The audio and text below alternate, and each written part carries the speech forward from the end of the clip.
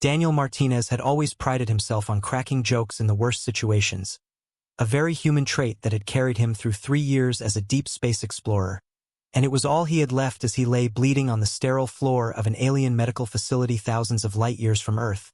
muttering to himself as his blood pooled beneath him after a brutal attack by Zephyrian pirates who had left him for dead, though somehow he had managed to crawl into an escape pod and drift, until being pulled in by a station's tractor beam. As the doors hissed open, his breath caught at the sight of a towering alien unlike anything he had ever seen, nearly 7 feet tall with luminescent blue-silver skin that shimmered like liquid mercury, for graceful arms, and large opalescent eyes filled with intelligence, her glowing markings shifting softly as she spoke in a voice like wind chimes, calmly informing him of his severe injuries, while he responded with humor despite the pain. And as she introduced herself as Lina, the chief medical officer of Station Kepler 442,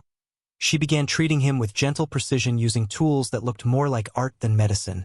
observing his strange tendency to joke through trauma while he deflected with sarcasm. Their conversation slowly revealing the loneliness beneath both their lives, Daniel admitting his chaotic human background while Lina explained that her kind had no families, being created in synthesis chambers and assigned roles, a revelation that struck him deeply as he recognized the same quiet isolation in her that he felt among the stars. As she healed him using a glowing, liquid-like energy that dulled his pain, she eventually revealed the true cost of saving his life, that the process had created a biological bond between them, permanently linking their life forces so that neither could survive long without the other, a truth that settled heavily between them until Daniel, after a stunned pause, broke the tension with a half-joking remark about being married, only to realize from Lina's intense and reverent reaction that in her culture such a bond was indeed sacred and eternal, her hands gently framing his face as she claimed him with a mix of devotion and protectiveness that sent a shiver through him, not of fear but of something deeper, and as he looked into her eyes he saw hope, the kind born from finally having something she had never known, a true connection,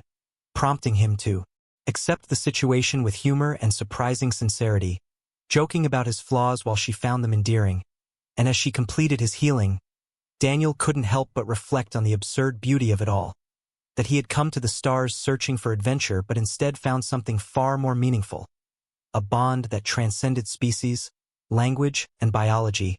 And as he playfully asked Mrs. Martinez what came next, Lina's soft, radiant laugh filled the room as she spoke of finishing his recovery and then facing the galaxy together, combining human stubbornness with Zephyrian determination.